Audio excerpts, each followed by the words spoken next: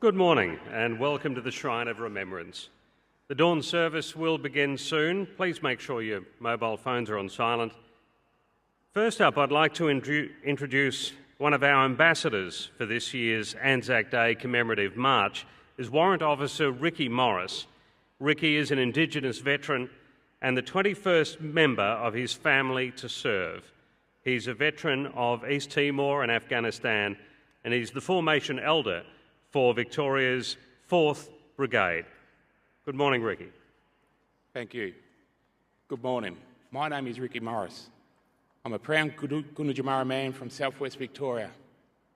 And today, ANZAC Day, is a very special day for me and my family, as it is with many veterans and descendants of veterans that are here today. I served with the Australian Army from 1990 and served in East Timor and Afghanistan. And as a proud Gunditjmara man, I'd like to welcome a fellow warrior, Uncle Mark Brown.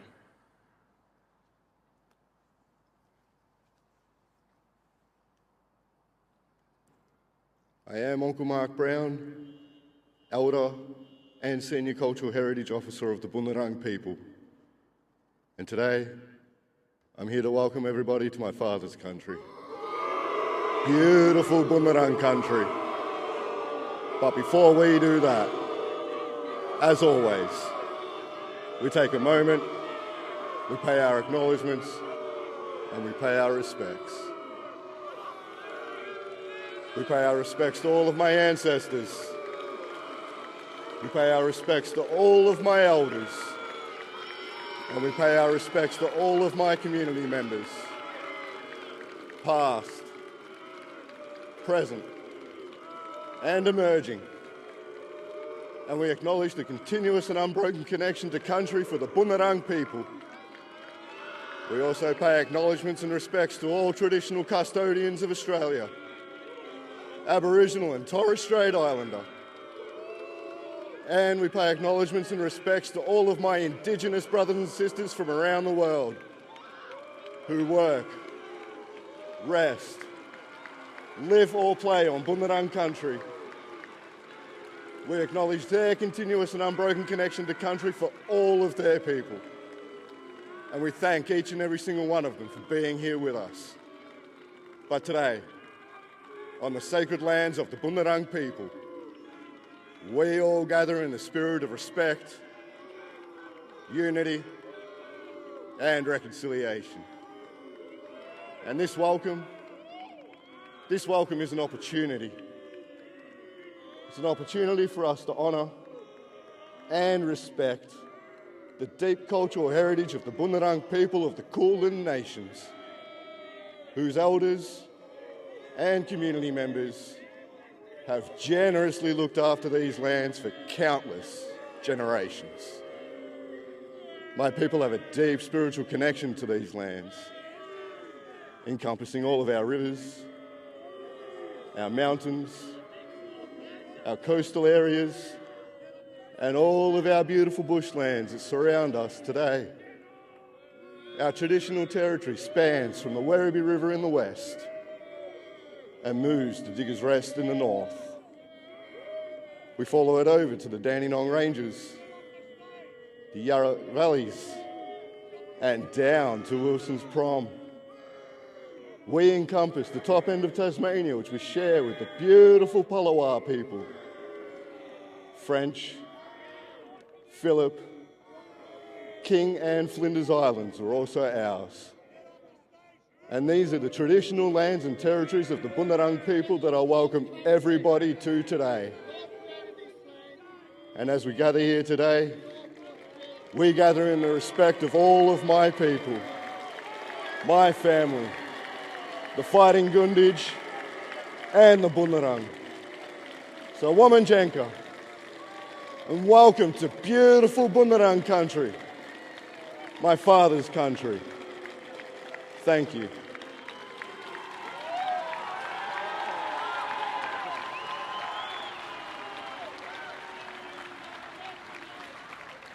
Thank you very much, Mark. Thank you, Uncle Mark, and thank you very much, Ricky, for being here today. The dawn service will begin very soon with the official ceremony.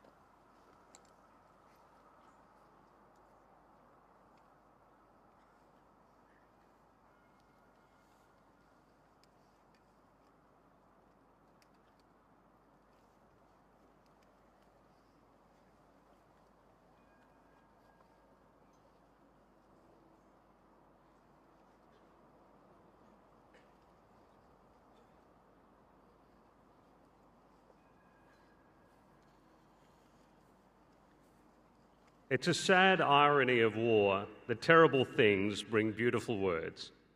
Speeches, songs, odes, prayers, promises, words to say goodbye and words to say hello again. Sometimes the words are famous and often repeated. Others are chiselled at the head of a grave or on the walls of this shrine behind us. And some words are used by the great writers to describe things that are so terrible that they couldn't be imagined until they really happened. But we know that often the most beautiful words weren't meant for a crowd or a book or a whole country. And they weren't written to be repeated years later. They were for just one person. Since Australians have been leaving to fight across the world, they've been sending letters home, countless words of homesickness, humour, tenderness, and the longing for simple pleasures. Written in trenches, jungles, deserts, with the motion of the sea and from air bases. Written with pencil, with ink, in emails. And those letters, in there we see the raw character of the people who fought for this country. And some of them are so recent that we struggle to call them history. One of those letters was written by Corporal Cameron Baird. There were few people who understood modern warfare like this soldier of the 2nd Commando Unit, serving in East Timor, Iraq, and then Afghanistan. And it was in Afghanistan in 2013 that he sat down and wrote a letter replying to someone he had never met, a Year 7 student who'd written to the soldier as part of a school project. And Corporal Baird could have filled half a page with a few scribbled cliches and platitudes, but he didn't. Instead, he wrote to the student with respect and simple sweetness, and with the honesty of a man who'd seen enough to know not to waste time. He wrote, "Firstly, I must say that you have excellent handwriting. It's so much better than mine, so I hope you can understand my writing. War is very complicated," he wrote, "and hard to explain. Sometimes my job is difficult, but I have good reason to do it. Making the world a safer place for others is one reason." The corporal went on over a couple of pages and answered every question the boy had, and then he finished with this: "Thank you so much for writing. It was great to hear from you. Remember to stay in school and enjoy it while you're there. Because when we get older, we have more responsibility and less time to play with our friends. Always try your best in whatever you do, and always remember to be happy in your life. Regards, Cameron." And 2 weeks after Corporal Baird finished the letter, and probably before the pages made it to the hands of the student, he was killed in Afghanistan's Uzgan province while doing just what he'd promised in the letter: trying to make the world safer. For his actions and self-sacrifice, he was posthumously awarded the Victoria Cross. When receiving their son's medal, Corporal Baird's parents, Kay and Doug Baird, were told by the Governor-General, "You are wrapped in the care and love of Australians across the country." And Doug Baird said, "To the mums and dads who have a serving boy or girl in the Defence Force, don't be scared to tell them you love them, because you don't know what's around the corner." Beautiful words followed by a horrible thing. A horrible thing followed by beautiful words. And the irony of war continues. While we endure one, we search for the other. Perhaps it's like a funeral when the loss is so unbearable that the only hope is that time might dull the razor of grief. And while we wait, we reach for some words to help untangle our hearts. This morning, together in the dark, waiting for the sun, with the memory of wars behind us and the fear of more in front, we reach for them again. Good morning. My name is Justin Smith. On behalf of RSL Victoria, welcome to the Shrine of Remembrance in our city of Melbourne. It's an honour to stand here with you again. It's not far from here, this day in 1916, that Melbourne was preparing for its very first ANZAC Day march, 110 years ago.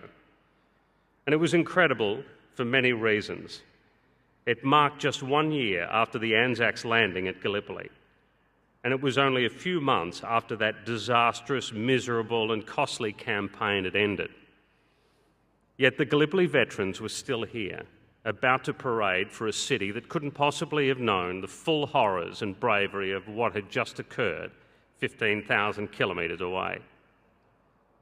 And marching with the veterans that day were Australia's new recruits, still adjusting their uniforms to get them to sit right on their young frames, and with nothing on their boots but what they'd picked up on the Melbourne streets. Fresh and eager, they'd soon be on their way to the Western Front. And what a remarkable moment in Melbourne.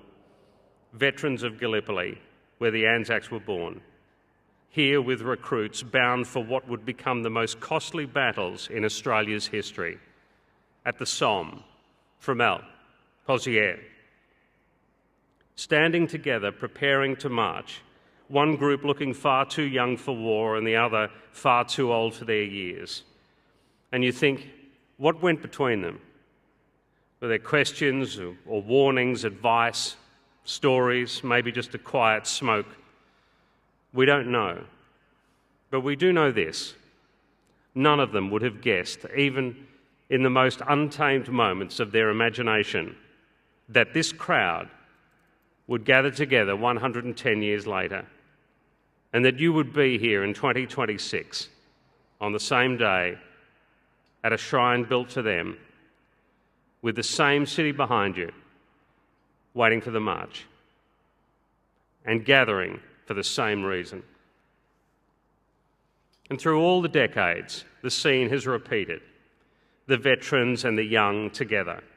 The numbers of one war would dwindle before being somberly replaced by the next, with new boots to walk with the old shoes. And today, many of the footsteps will belong to the men and women who fought or tried to cultivate peace in the Middle East. It's a part of the world that Australians in uniform know all too well. In 1989, after the Soviet-Afghan War, the bullets stopped firing, but the death continued. Afghanistan was plagued by millions of landmines and explosive devices. Thousands were killed, many of them children, and not merely by accident, but because some of the bombs looked like toys. So Australians went in as part of a United Nations mine-clearing team.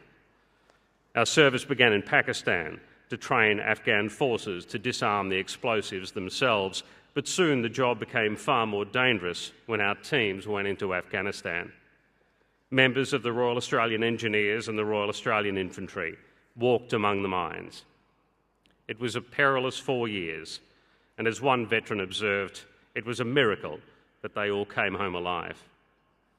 In 1973, straight after Egypt and Israel had fought the Yom Kippur War, the United Nations sent a force to stand between the two countries on the Sinai Peninsula, and we were there.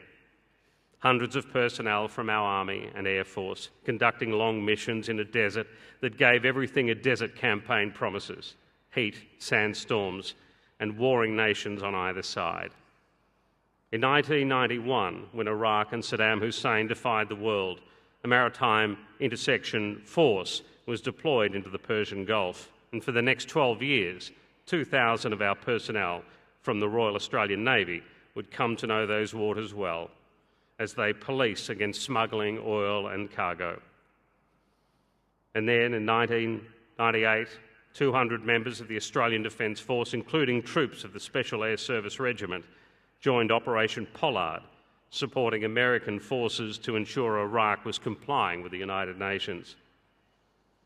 And after the invasion in 2003, we were still there. our Navy clearing mines in the Gulf, our Air Force flying FA-18s overhead, and our Army on the ground, hoping to give an old country a new start and a chance to heal. This is Royal Australian Navy officer Helen Ward, escorting a group of primary school children to watch the newly elected parliament. It was the first time Iraqi's children had witnessed democracy since the 1970s. Commander Helen Ward is still in the Navy. She's also here with us this morning at the dawn service. But there was also fighting, and there was an enemy, and it was dangerous. In Baghdad in 2004, Trooper Matthew Millhouse from our 2nd Cavalry Regiment was patrolling in an armoured vehicle when they were hit by an improvised explosive device. 3 Australians were wounded and Iraqi civilians were killed. But Matthew, although knocked out from the blast, seemed to emerge uninjured. But his wounds followed him home, like a hidden assassin. He was diagnosed with early onset dementia because of the explosion, an illness that claimed his life 11 years after he returned to his family. Quite rightly, his name sits on the honour roll. And that same roll cradles the names of our soldiers killed in the Afghanistan war, beginning with Sergeant Andrew Russell of the SAS. His death snapped us into the awful realities of war in 2002, when he became the first Australian killed in combat since Vietnam. At home, his baby daughter, Lisa, was just 1 year old. She would be a grown woman before the war that took her father was finally over. We'd never been in a war that lasted so long.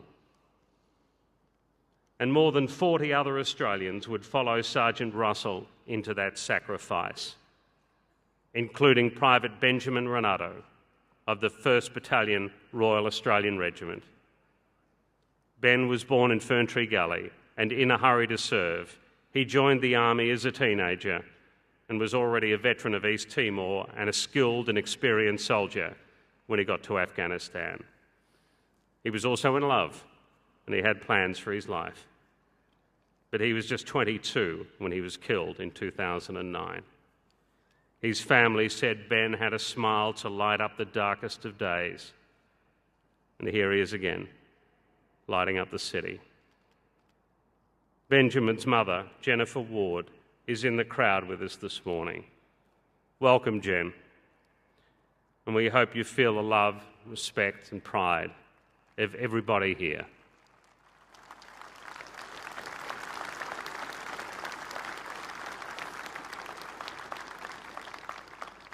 And we can never tell the full story of the Afghanistan war without the thousands of Afghan locals who worked alongside our troops as interpreters. But they were not just translators and cultural advisors who had helped us tell between civilians and enemies. They were highly regarded comrades and friends. They did a vital job, and for them and their families, a uniquely dangerous one. While they were serving our country, they were serving theirs. It's a country that's now lost to them. Afghan interpreter Shiraz Ahmadi was one of them. He's now an Australian citizen, and he's also with us this morning. Shiraz, welcome, and we thank you for everything.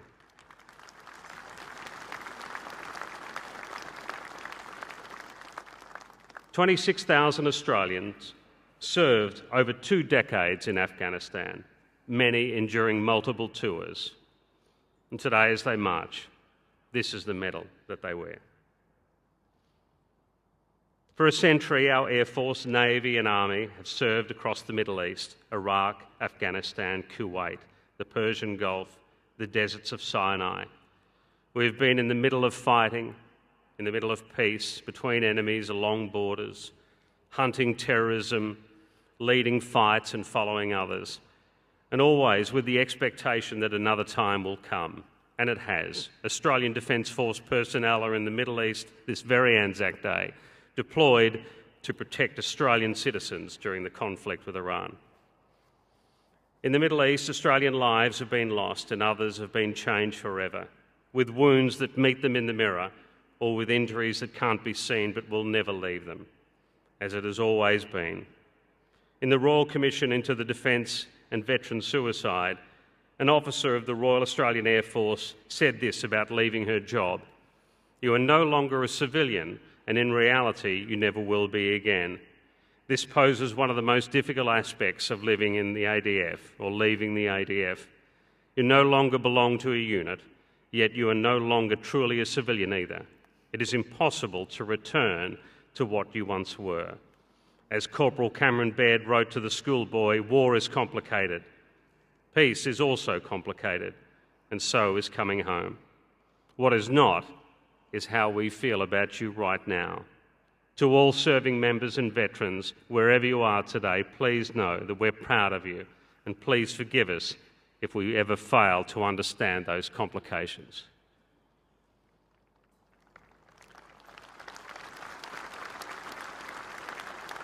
It's almost morning. The sun's nearly here, and when it comes, it will shine on what we have and the people we love beside us, with their faces not so much different from the ones our troops thought about when they went away to Kokoda, the Western Front, Vietnam, New Guinea, Korea, Rwanda, East Timor, Cambodia, Bougainville, the Solomon Islands, and across the Middle East. The same sun that shone on desperate victories, unbearable loss, fragile truces, pride and grief. The same sun from 110 years ago, when the Gallipoli veterans and the new recruits came together to march for Melbourne. Ever since, they have all had us searching for beautiful words to ease the terrible things. So perhaps before the sun comes, the sweetest words we can find are the simple ones, like thank you, and lest we forget.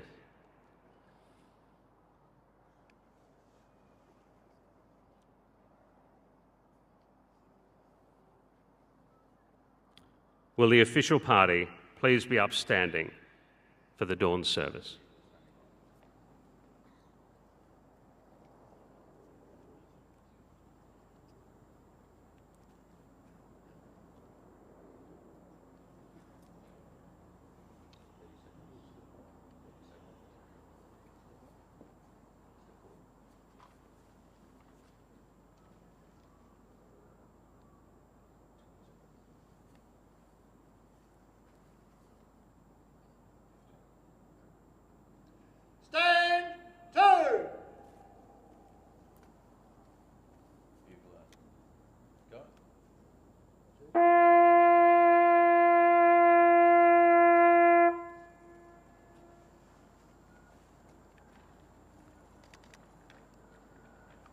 Dr. Mark Schroeffel, State President, RSL Victoria, will recite the ode. They shall not grow old as we that are left grow old. Age shall not weary them, nor the years condemn. At the going down of the sun and in the morning, we will remember them.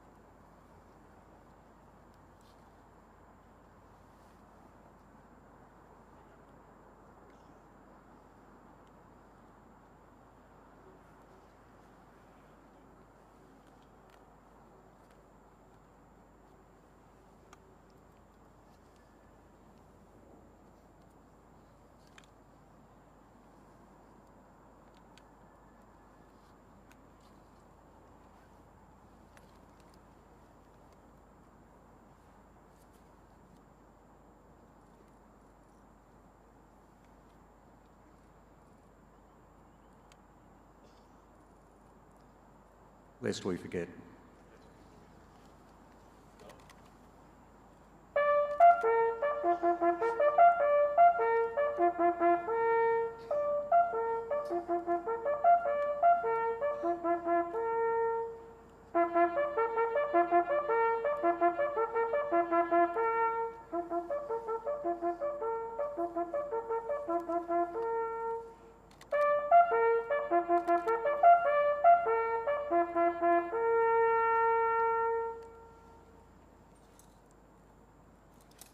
Stand down.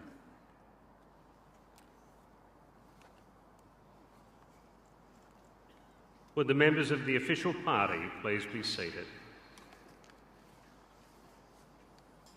We now welcome Her Excellency Professor the Honourable Margaret Gardner, Governor of Victoria, to present the ANZAC Day address.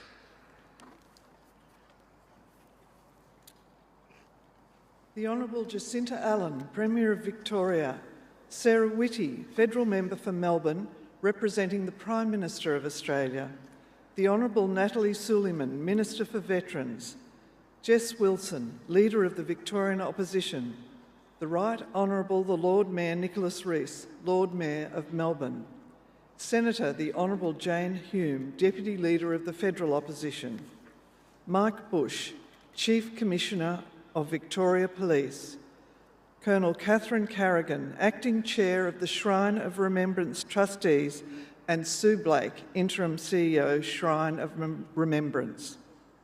Dr Mark Schroeffel, State President, Jack Crawford, Acting CEO, and members of RSL Victoria and members of other ex-service organisations, Victorian senior officers and members of the Australian Defence Force, representatives of the New Zealand Defence Force and of the United Kingdom and other defence forces, members of the Consular Corps. I begin by acknowledging the traditional owners of the lands on which we are gathered, the Boonwurrung people of the Eastern Kulin Nations, and pay my respects to their elders past and present, and thank in particular Uncle Mark Brown for his warm welcome to country this morning. I also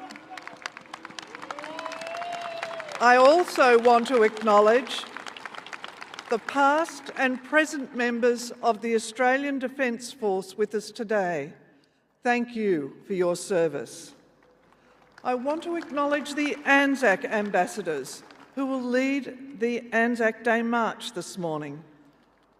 Commander Helen Ward, representing the Royal Australian Navy, Ricky Morris, representing the Australian Army, Rebecca Heron, representing the Royal Australian Air Force, Susie Wilson and Simon Rawson, representing veterans of the Gulf Wars, and Shariz Ahmadi, representing Afghan interpreters. Finally, I want to acknowledge the veterans of peacekeeping missions in the Middle East and Afghanistan who will lead today's march. Lest we forget, those words sum up ANZAC Day. They sum it up because in the dark, in this dark, before dawn, and in the light of the eternal flame, on this sacred day, and on this holy ground, we are here to remember. We are here to remember that first morning at Gallipoli. We are here to remember the millions of Australian Defence Force personnel who served and serve on our behalf.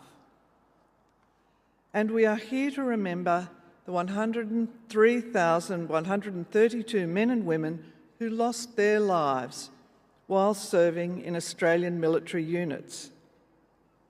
That is the solemn duty we share. Standing here this ANZAC morning, many of us have some place or some moment or someone in mind that we cannot forget. It might be a place where we served. It might be a moment when our life changed.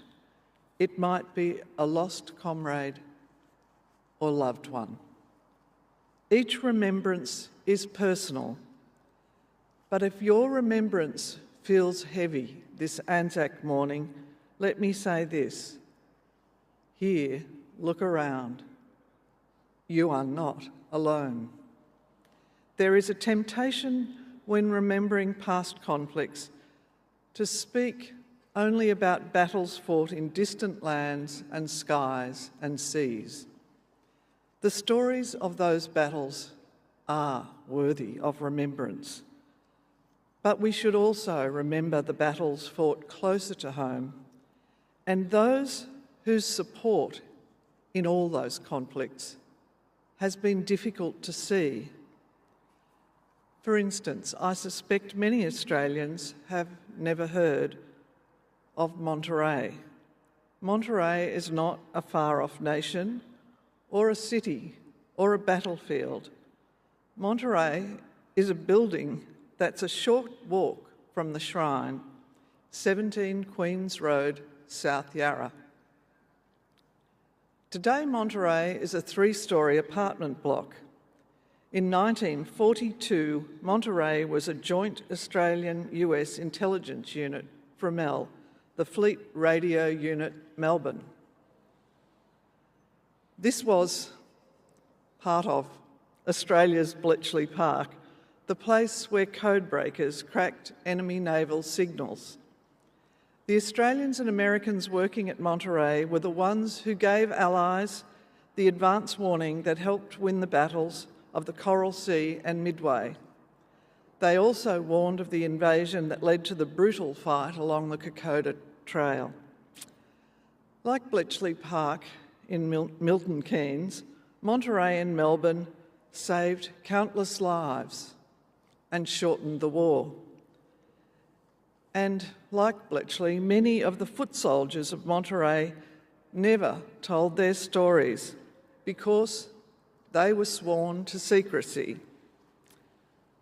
Warriors like Jessie Flanders, who served in the Women's Royal Australian Naval Service and only told her family about her work at Monterey after she received a Bletchley Park Memorial Badge from the British Prime Minister in 2011. Jessie took the Pledge of Secrecy so seriously, she didn't march in an Anzac Day parade until 2018 at the age of 97. Joan Fairbridge, not officially enlisted, was a servant of espionage and intelligence gathering from 1941 in the Australian Navy. Joan was warned, remember she's not enlisted, she would be shot if Australia lost the war. Remember, this was 1942, our nation's darkest hour, the year Singapore fell, the year that Darwin, Sydney and Broome were attacked, the year HMAS Perth was sunk, the year Melbourne prepared for invasion and slit trenches were dug into the lawns around this shrine. Joan Fairbridge knew what was at stake for herself, but like so many among us this morning and around Australia, she answered the call and served.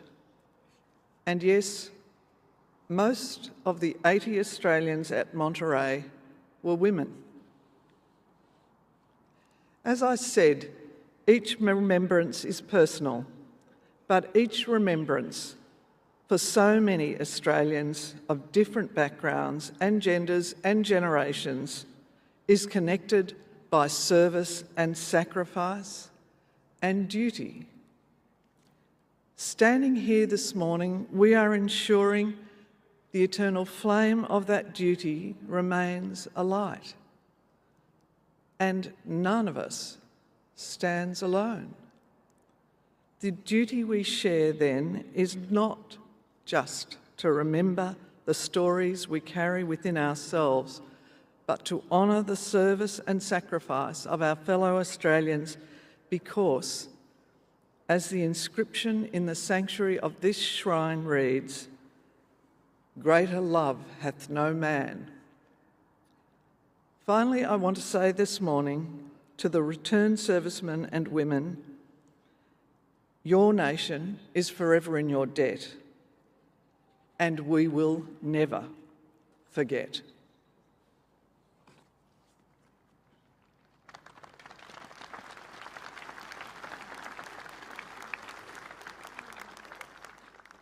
Thank you, Governor. The poem In Flanders Field by Colonel John McCrae will now be recited by Miss Emily Mate, the Shrine of Remembrance Young Ambassador. In Flanders fields the poppies blow, between the crosses, row on row, that mark our place, and in the sky the larks still bravely singing fly, scarce heard amid the guns below. We are the dead. Short days ago we lived, felt dawn, saw sunset glow, loved and were loved, and now we lie in Flanders fields. Take up our quarrel with the foe. To you from failing hands we throw the torch. Be yours to hold it high. If ye break faith with us who die, we shall not sleep, though poppies grow in Flanders fields.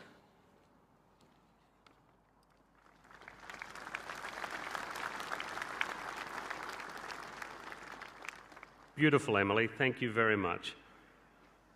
The Melbourne Symphony Orchestra Chorus, accompanied by the Royal Australian Navy Band, present Abide With Me.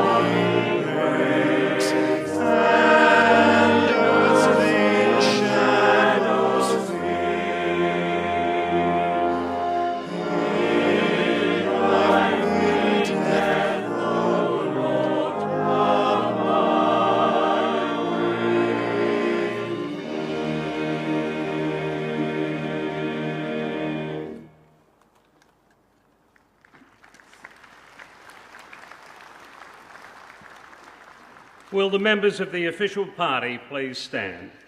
The Melbourne Symphony Orchestra Chorus and the Royal Australian Navy Band present the national anthems of New Zealand and Australia.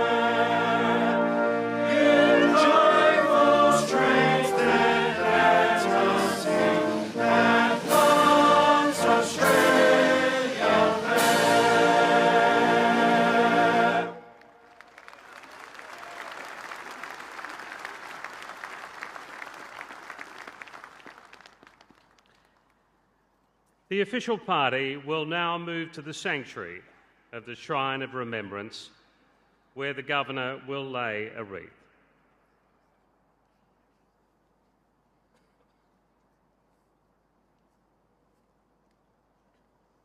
Members of the official party will be carrying symbolic red poppies, which they will lay at the Stone of Remembrance. The red poppy, so often seen, is symbolic of Remembrance Day, but is now used at all services honouring veterans.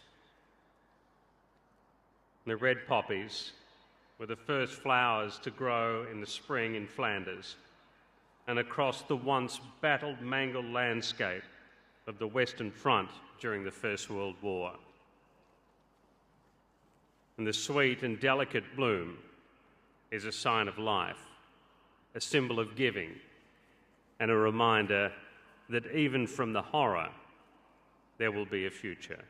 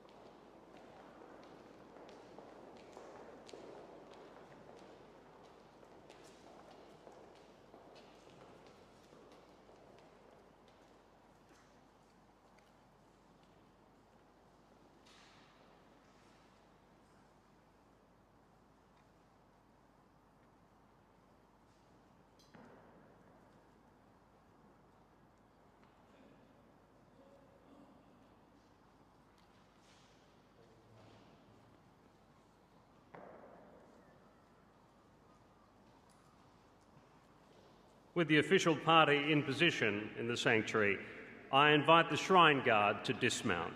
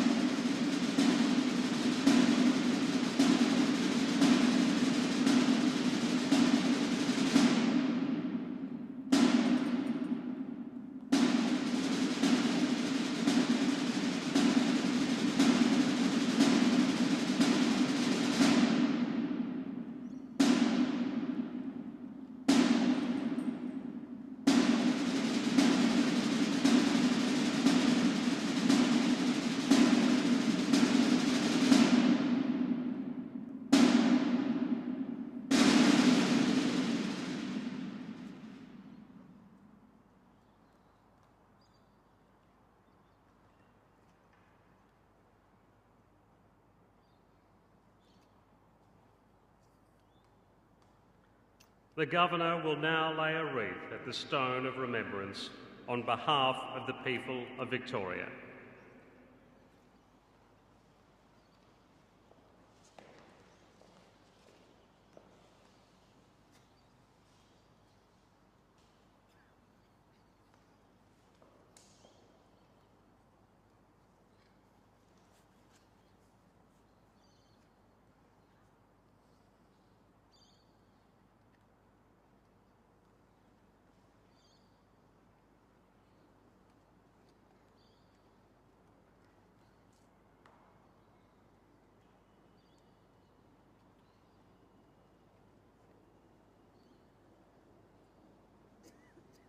The Governor will now depart the sanctuary, while the pipes and drums of the 5th, 6th Battalion, the Royal Victoria Regiment, perform Sands of Kuwait with the Royal Australian Navy Band.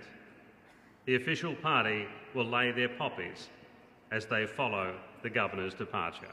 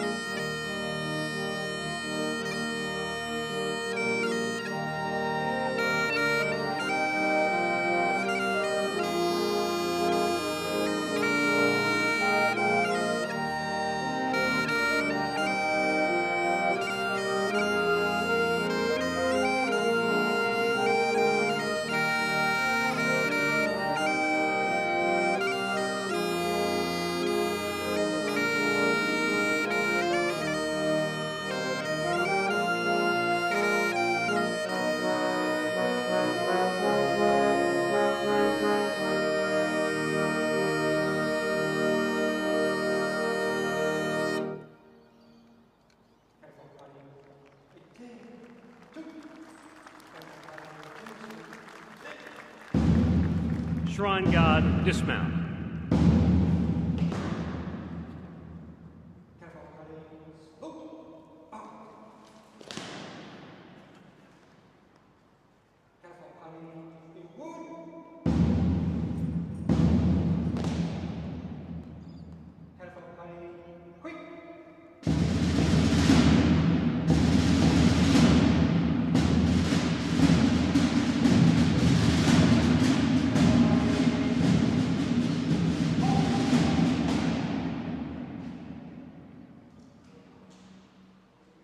That concludes the Anzac Day dawn service. On behalf of RSL Victoria, thank you very much for joining us on this beautiful morning at the Shrine of Remembrance as we remember those who served and the people who missed them and those who love them. And thank you to our ambassadors who are here this morning once more. Army Warrant Officer Ricky Morris, Navy Commander Helen Ward, RAF Ambassador Rebecca Heron, who served as a nurse in the Middle East, including the war in Afghanistan. Susie Wilson of the Royal Australian Navy, who was a radio operator on the HMAS West Australia in the First Gulf War and was one of the first of 7 women to serve a military role in a combat zone. Jennifer Ward, mother of Benjamin Renato, and Shiraz Ahmadi, former Afghan interpreter. Thank you for being here. Thank you, Uncle Mark Brown, for the welcome this morning. And thank you, everyone. Good morning.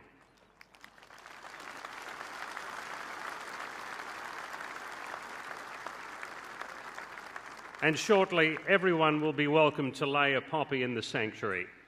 We invite you to make your way up the north steps, lest we forget.